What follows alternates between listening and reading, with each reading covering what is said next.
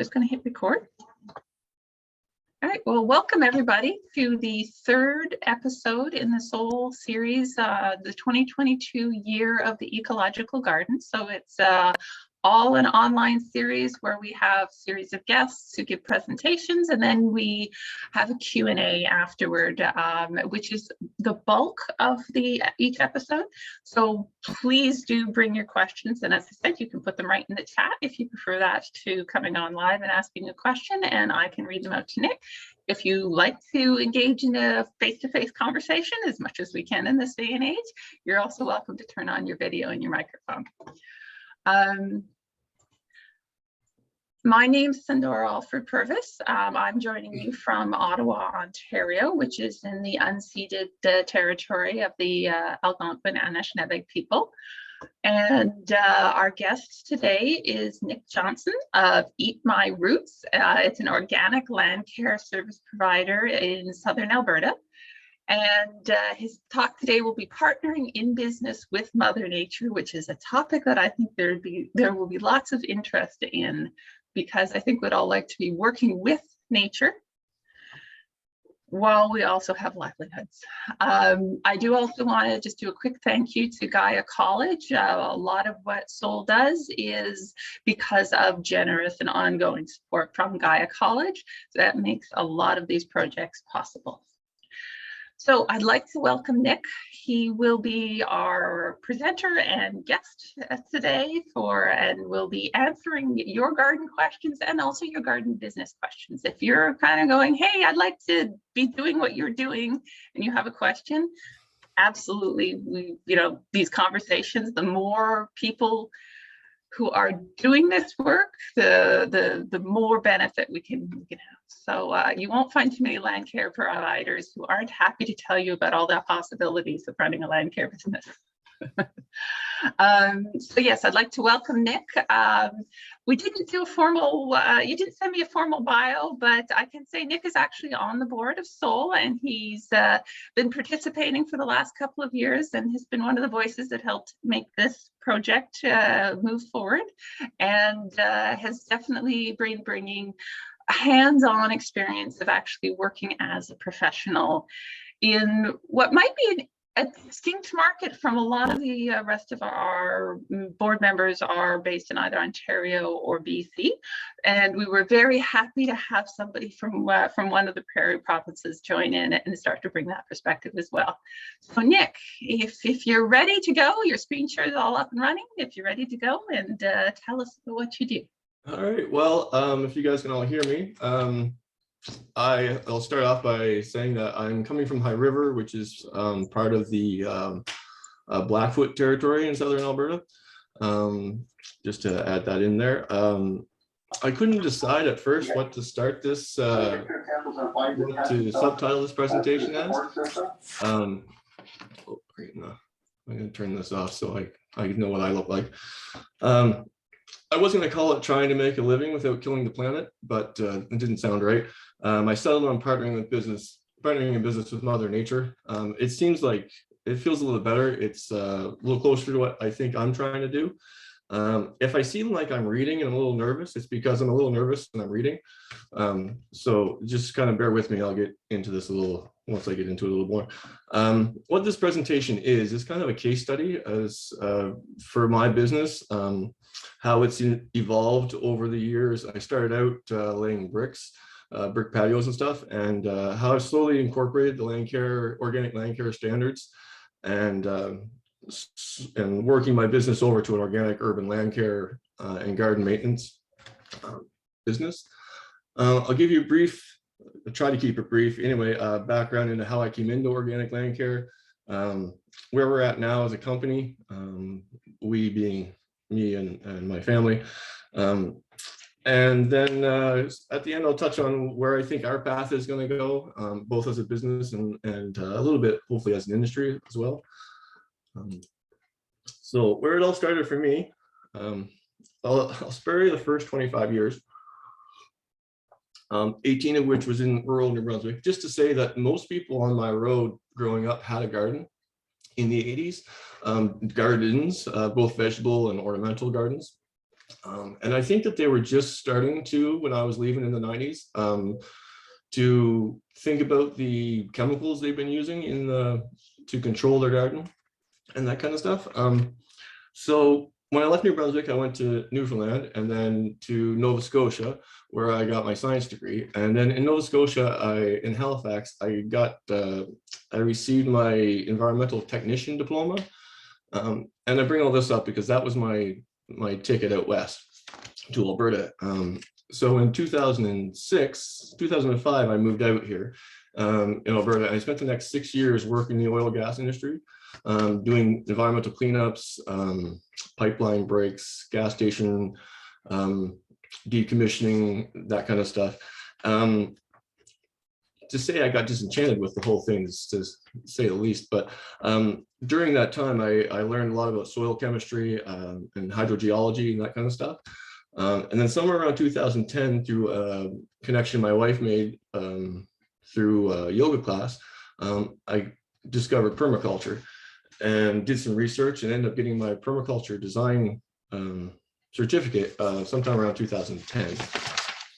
And then in 2011, I got, forgot the pictures. There's me, in the middle of Cynthia. Then in 2011, we got married and we went to Australia for 3 months. I bring this up because we discovered that my wife was pregnant literally hours before. So I found out also that being pregnant makes your wife kind of sleepy. So when she would go to bed at 7 o'clock, I read a lot that whole trip. And one of those books I read, a lot of it was on self-sufficiency and like a greener life and that kind of stuff. I picked up this book called Ecological, which is all about soil biology and soil food web and changing your lawns over. And it was a great book. I bought it in Australia, and come to find out the author lives in Calgary. So 3 months later, back to Calgary, I phoned up Lorraine Rama is the lady's name. Ended up working with her for a few months, doing presentations, helping her with presentations, carrying heavy things and that kind of stuff. And she taught me a lot about soil biology and that kind of stuff. Unfortunately, I had to make a financial decision at that point in time because as great as the job was going to be, she was up in the northwest of Calgary. I was in the southeast. The commute alone was going to eat up all my profits, so that wasn't really an option. So I had to take it back to traditional landscaping. Went into got a job closer to home, did a lot of brickwork, a lot of hardscaping, retaining walls, garden, like full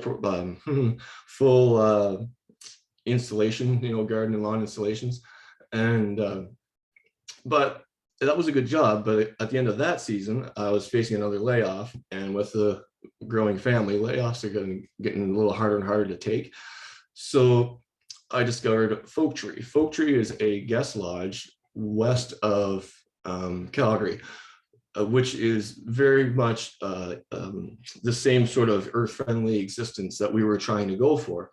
And we lived there for a year and a half, which was fantastic. But after the year and a half, we were looking at the financials and everything, and we just weren't getting ahead. So another tough decision to leave that and go back to come back to High River actually, and start again. But while I was at Folk Tree, one of my former colleagues phoned me up and asked me to build a brick patio for his ex and his daughters at their house, who were having some issues getting a contractor that would give them a fair price. So I would do it on the side and everything was good. So long story short, well, not really short, but Eat My Shrubs was born around 2014. I did that brick patio for her, and just with insurance and that kind of stuff, it made more sense to start a business. And it sort of went from there. So that's how the winding road we got to Eat My Shrubs. Now where we're at now, oh, there's Eat My Shrubs. So where we're at now, sorry for a sec here. Since I installed that first patio. And even when I was doing that patio, I tried to steer the company towards doing things as ecologically friendly as possible. And when I was doing that patio, that's when I discovered Gaia College and Soul. And most of my training up to that point was in hardscaping and a little bit of irrigation, that kind of stuff, but not rainwater collection at all, just like your traditional irrigation installations.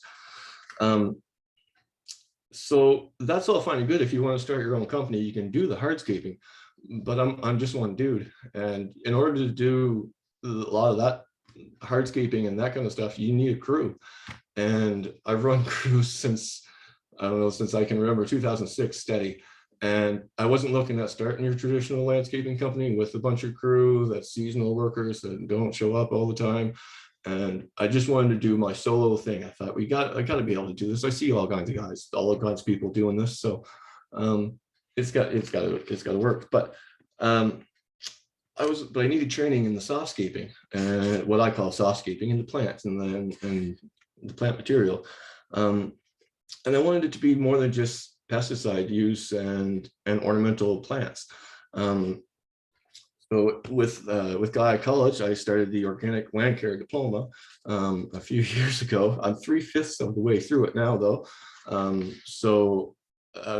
It's every time I do a course through that, it just changes something that I've been doing, and for the better anyway. So as I learn things, I change and I evolve the company. The name Eat My Shrubs comes from the idea that you can eat your shrubs, that you can interplant edible food, edible plants in your ornamental garden, and it doesn't have to be one or the other. It can be both, right? Not only are they beautiful, but you can eat my shrubs. So that's where that came from. I'm also trying to get more into garden designs, mainly to save my knees, and foodscapes more and more. Yeah, so as I learn things, I try to incorporate different aspects that I learn into the practices so that I can be effective, efficient while I'm on site, ecologically minded in everything that I do, and still make a living somewhat solo. Calling in friends and people, colleagues from time to time when I need an extra pair of hands, which happens. So what stands us apart, but other than the name, from other people out in the oil country here, is that one thing is that all my equipment is electric. I started with, what was my first thing I got? I don't know. Anyway, my mower and that kind of stuff. Everything is electric. Now there's pros and cons to having electric equipment.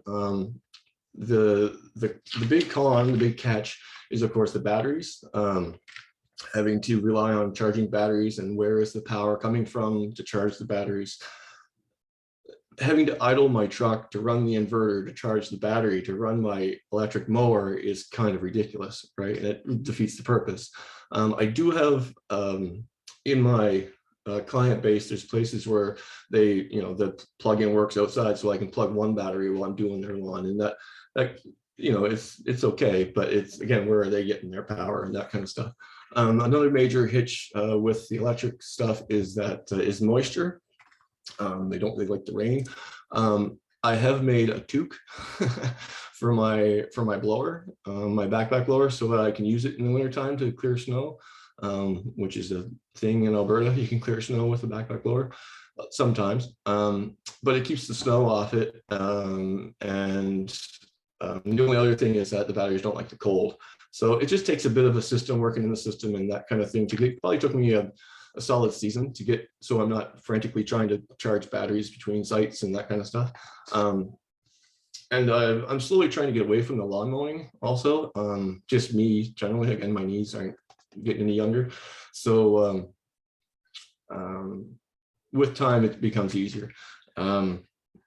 Where was I going with that? The upside is the low fuel costs, obviously, with the equipment. They're super lightweight and really quiet. There's a couple of my clients that if they don't see me out the window, they don't even know I'm there, because they're, older, they have hearing issues, but all the same. The compost and compost tea. I offer compost top dressing in the spring, really any time of year, depending on where it is, but in the spring and the fall, as opposed to your traditional fertilizer. I say traditional, but you know what I mean, the chemical fertilizers and stuff. I do have a granular fertilizer that I use. I try to get as ecologically friendly fertilizer as I can. And I use it for the clients that they're just going to go to grain drop if I don't give them something. As much as I try not to fertilize, some people are just like, I want you to fertilize or I'm going to get someone else to do it. So I'm like, okay, well, but I'm going to get you the best stuff I can find. And then compost tea is becoming more and more popular. I finally last year have been able to figure out the big blue bin, the big blue tub there, how to get it into a commercial size vat so that I can then put it in my truck and take it to where I need it. I can only do one batch at a time, which is fine right now, but we're working on it. So compost and compost tea, aerating with a purpose is what I say. I only aerate a lawn if I'm going to do the top dressing of the compost in order to incorporate the compost into the soil a little faster. And I do as minimal as possible with the aerating. It's usually an easy sell not to aerate. A lot of people I find just aerate every year because that's what someone told them a long time ago, that they need to do that. And when you tell them not to waste their money, they're usually all for that.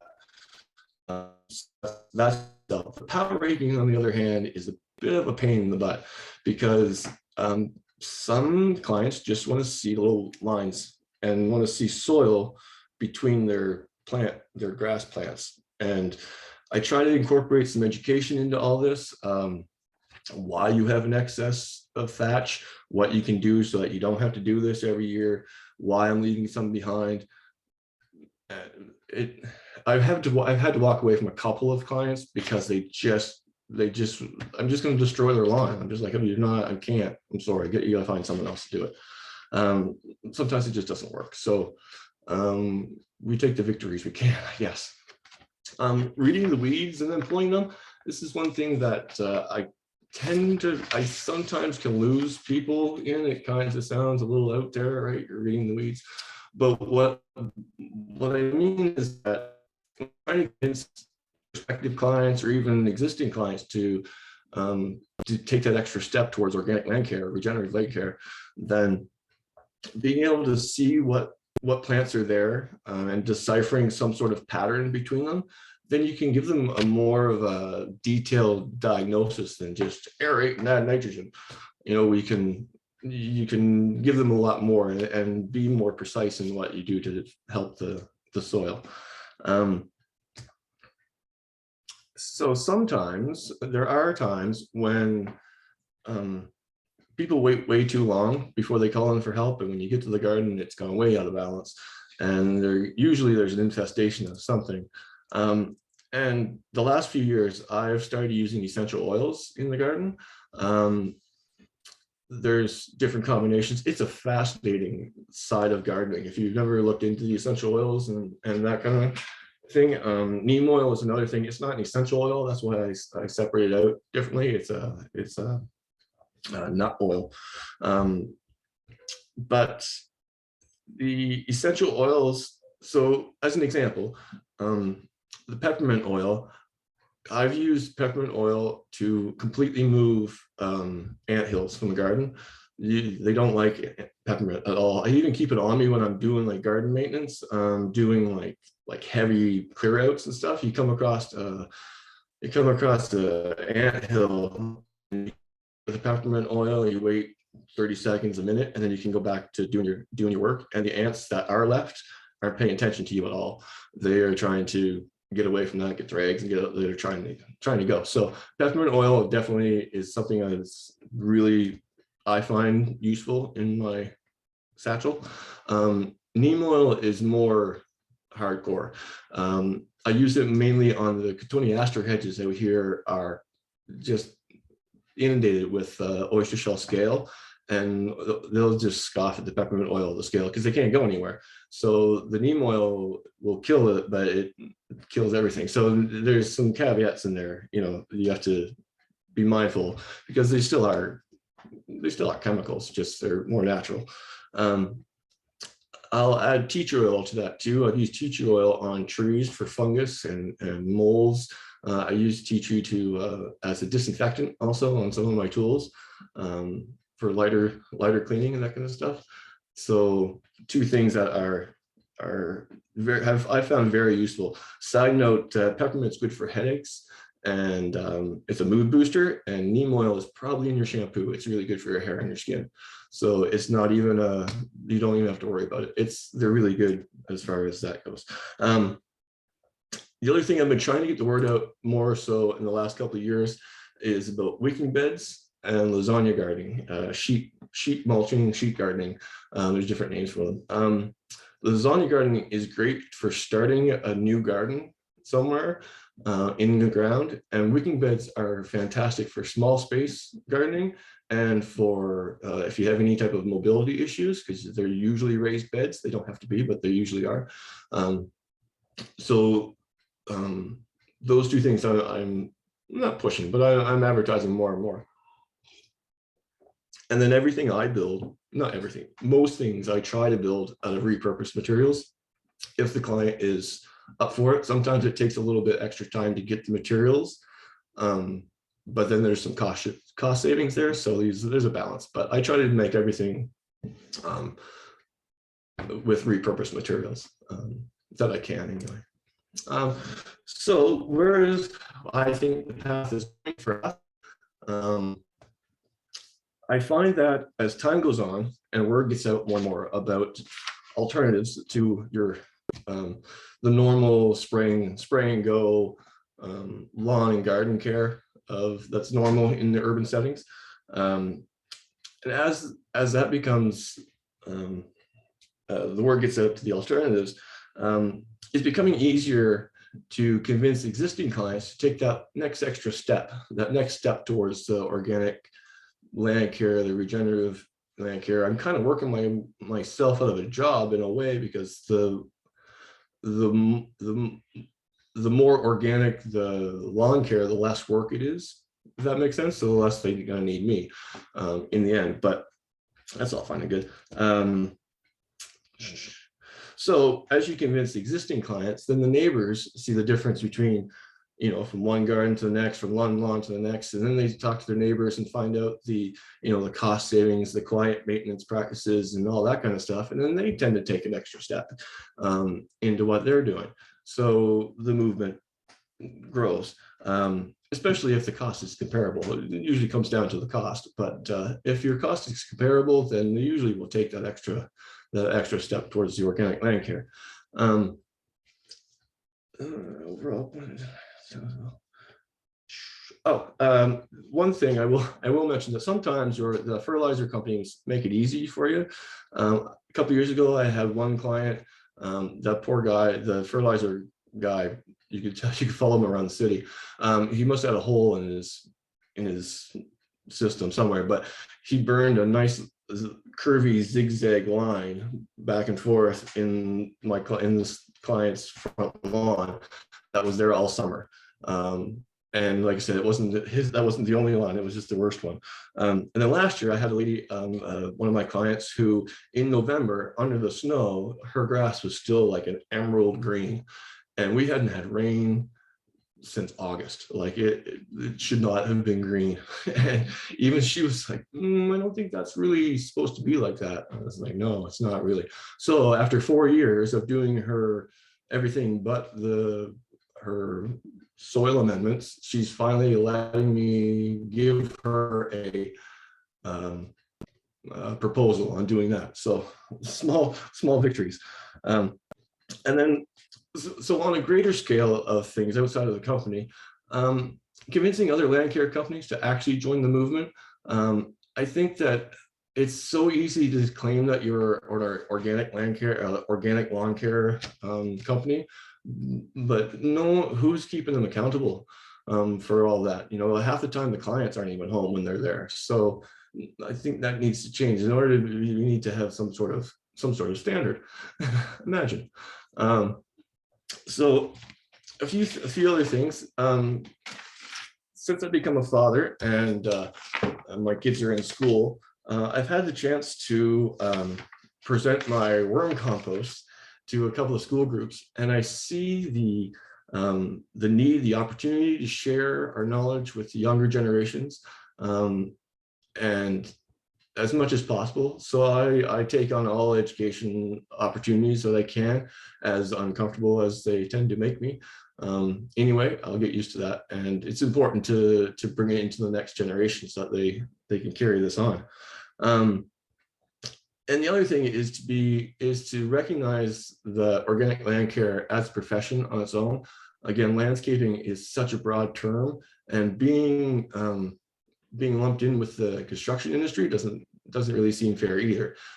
So hopefully we can get some sort of recognition of us being separate from the other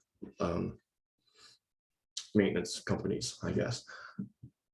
So I'm wrapping up here, but one last thing, the biggest thing, we're taking it one step further here. Last year we bought our new to us house, and it was destroyed by the previous owners, the property anyway, and the outside the landscape. Anyway, so over the next few years, we are going to turn it into a homestead project. We're turning the garden over, we're turning the backyards over. The big project for 2022 is a 4-season passive solar greenhouse over in the back corner. It's where the fence is behind the barbecue in the picture there at the bottom right. That's the big project, but I want it to be an educational thing. I want people to come, to be able to do classes here, and show people what will work, what might work, what hasn't worked, and testing more theories. We hopefully can even get some chickens, but we'll see. Plus, I'm my own best client, so it's easier to work at home because I'm easy to please.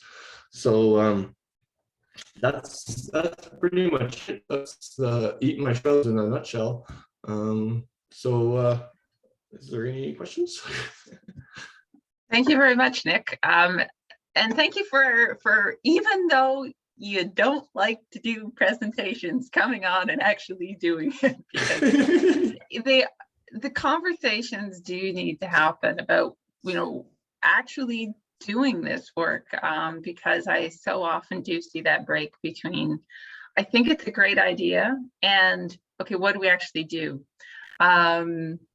Right. Because so many people become enthusiastic about it, don't actually do it, and just go and tell other people about it. And when that happens for too many layers, you start to not get the whole story, and you start to not get, oh, well, what worked, and as you just said about teaching, what doesn't. Like, if it doesn't work, people need to know that too. Because a lot of popular solutions don't work everywhere. So some things that work here in Ontario very well won't work out there in Alberta, and vice versa. Absolutely. Even our rain patterns are quite different. We here in Ontario, people go xeriscaping. I'm like, don't do it. It's the perfect bed for germinating weeds because we have so much rain in comparison to where xeriscaping is developed. Somebody just saying, thanks, Nick. That was great. Glad to learn about you. I'm here in Lethbridge, and we'll definitely keep an eye on your urban homestead project. So somebody's going to be watching for that. Yeah, excellent. So there's some thank yous coming in. I'm not seeing questions in the chat yet. So, actually, there was one. It was one I was going to actually ask you to expand on, because I think a lot of people haven't heard of wicking beds. And can you tell people what wicking beds are? Oh, sure. They are, a lot of people classify them as self-watering wicking beds. I tend to tell people that's kind of misleading because they're not self-watering. They are self-regulating. So basically what it is it's generally a raised garden bed, but again, it doesn't have to be. But the garden bed is divided into 2 sections. So the top section is your growing material, your topsoil, or your garden soil. And then the bottom part is a water reservoir. So what I normally do is I fill that bottom part with a washed rock, like a 20 mil rock, up there. So, and then fill that up, and there's a pipe on the bottom of it. So the way, so you have if you have your bed, and the bottom of it is this pipe, and in the pipe is the water comes down from your downspout through the pipe, fills up the reservoir, and then that reservoir will water your plants through a wicking motion. Wicking, not motion's not the right word, but anyway. So the plants wick up. It sort of works the same way as the like the riverbank. You see, there's the water level of the river, and then the soil on the riverbank is wet, about a foot up. That's the premise that we're using. That's the physics that we're using in the garden bed. By doing it this way, normally the one I can't go back now, but the wicking bed I had in my last place, we would plant, in May. By the second week of June, we stopped watering, like actively watering it, and it would normally take care of itself. We collected water off the patio above us through a east trough and downspout, and it would water itself. We only get rain maybe once every couple of weeks, and it will take care of itself. So on the website, there's like full breakdown of how to build them, all that kind of stuff. But that's it in a nutshell. So.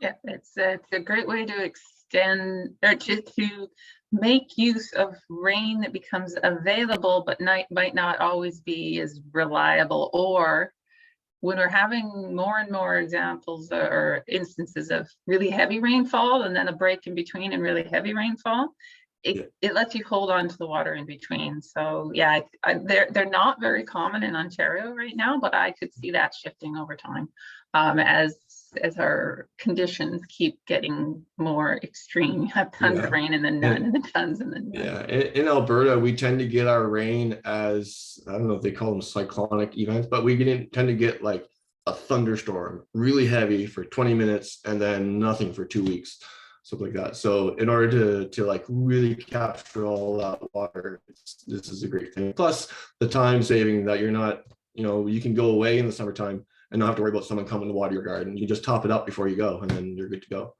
So it gives you a couple of weeks anyway.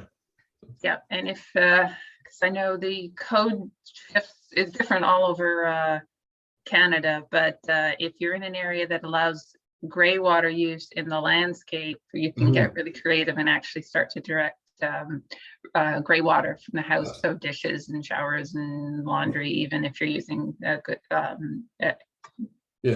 hopes that will break down properly. You can feed them to your garden and then eat the results. So there's a couple more questions in the chat. Somebody asked for more on uses of neem oil, please. Oh, neem oil.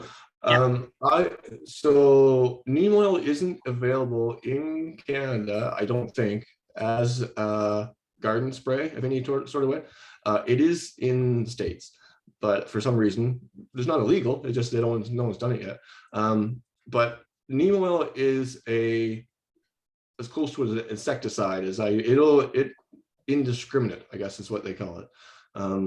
So I use it in the house plants here if they get mites or something like that, because the peppermint oil and a lot of the essential oils are deterrents. They just they'll move them away somewhere else. But in my house plants, where am I going to move the gnats to, right? The mites to. So I end up spraying it with neem oil to kill the bugs. So I use the neem oil for when it's like, okay, you guys just got to go. So, and the oyster shell scale, like I said, it's a bug that the females, when they grow up, they lose their legs, so they don't move anywhere. So you can spray them with peppermint oil all you want to, they're not going anywhere. So that's why you need to use the neem oil to kill them, unfortunately. Yeah, because it's still a work in progress to get clients to the point where they understand that maybe we should just change the shrubs. Yeah. And that could be a hard sell for a while. But I keep with my own garden. I tend to take the approach of, well, obviously you didn't want to be here. Who else wants the spot? Right. Yeah. Well, we tried. Yeah, we tried. It died. Plant more. Actually, I saw a really good little blurb the other day, which was like, The only reason I'm a better gardener than you is because I've killed more plants than you have. And I was like, Yeah, it's pretty. there is truth here. Somebody asked, what are your future projects for the urban homestead? Well, I'm not sure if you can still see it, but the front garden, yeah, the front garden there on the left, that was the beginning of it. Since that crop has been harvested, we've expanded that garden, and we put another one in on the other side of the walkway. The walkway is going to be redone to like a pathway. There's a spruce tree that you can just sort of see in the corner there. It's got to go. Not only is it a spruce tree in my lawn, but it's also leaning towards the neighbor's house. So it's got to go. It's at a size now that we can take it down without spending hundreds of thousands of dollars. So that'll probably be a good project. And then in the back, the wicking beds you can see there in the middle picture, they're not quite done yet. They're done and they're hooked together, but I want to make cold frames for them. Because they're starting to get sun again now, so I can start thinking about maybe planting in them if I had a cold frame greenhouse for them. And then the backyard, there's the patio where the barbecue is. It's going to be a different patio. That's not finished yet. So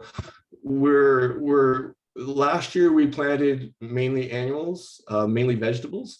This year, I'm hoping that now that we've been here a year, I can sort of start to incorporate more perennial plants.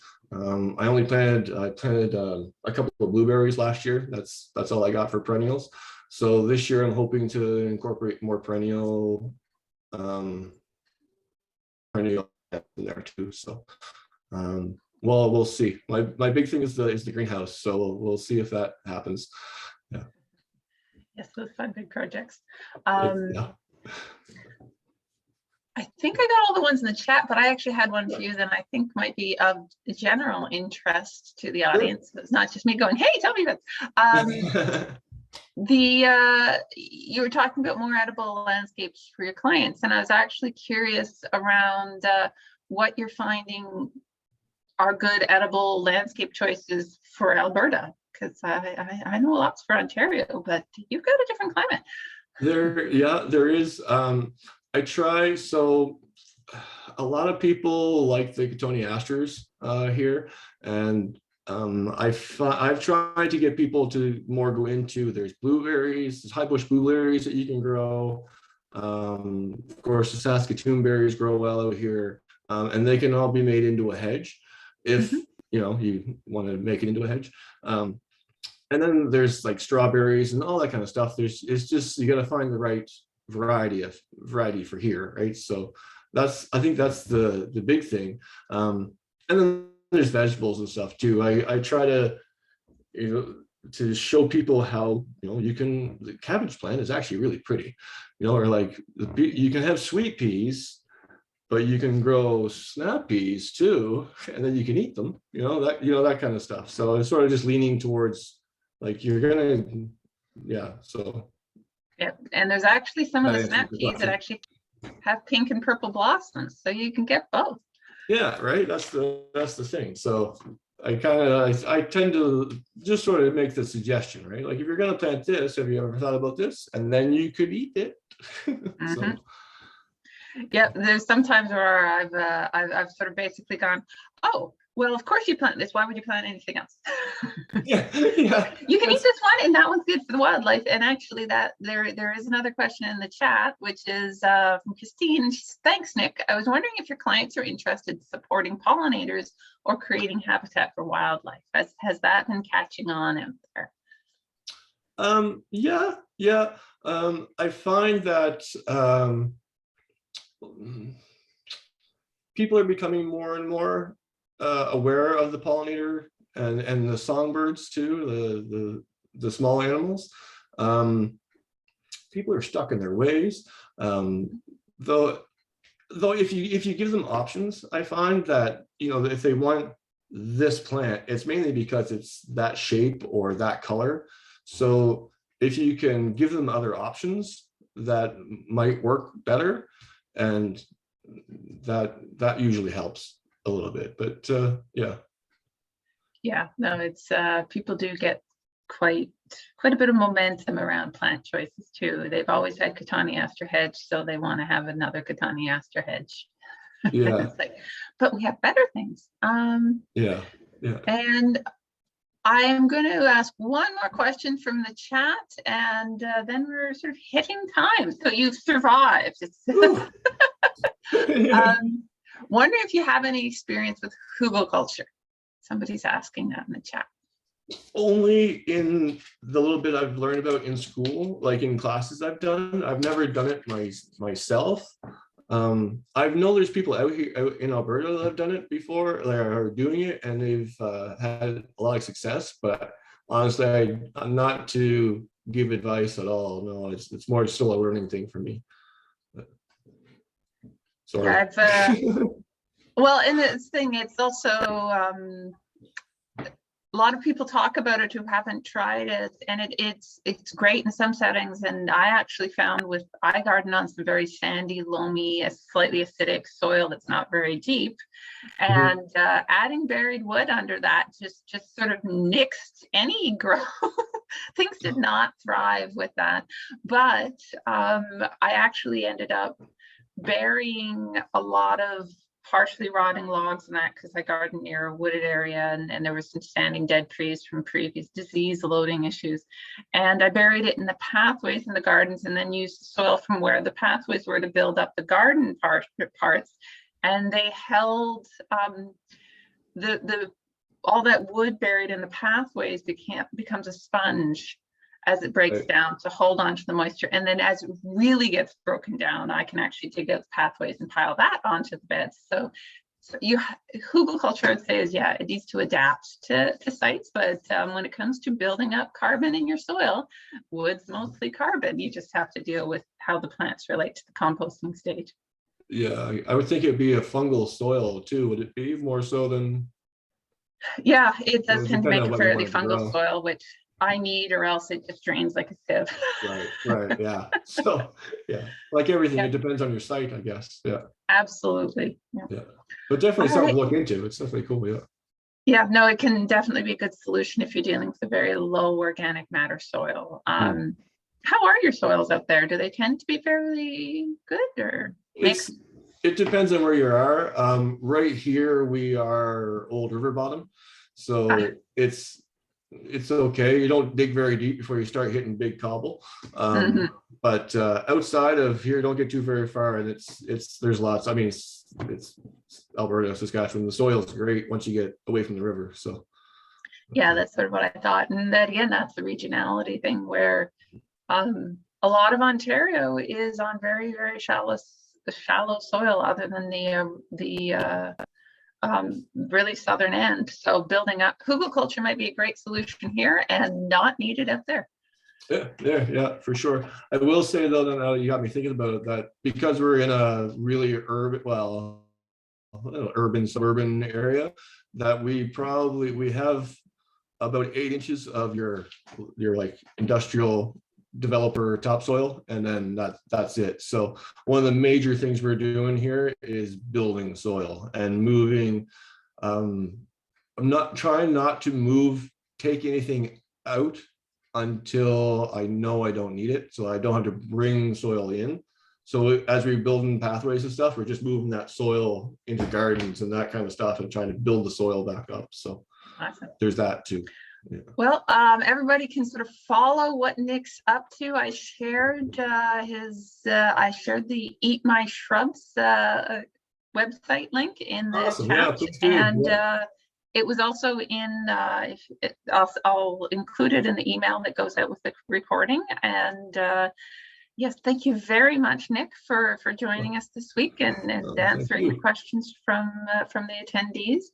I'll get the recording posted probably tomorrow, or at least it'll be available, and I'll send out the notification probably early tomorrow. And Yeah, next week's episode, we're going to be starting on 4 weeks of looking at some of the greener green space gardens that were recognized through the Sol's new Greener Green Spaces program.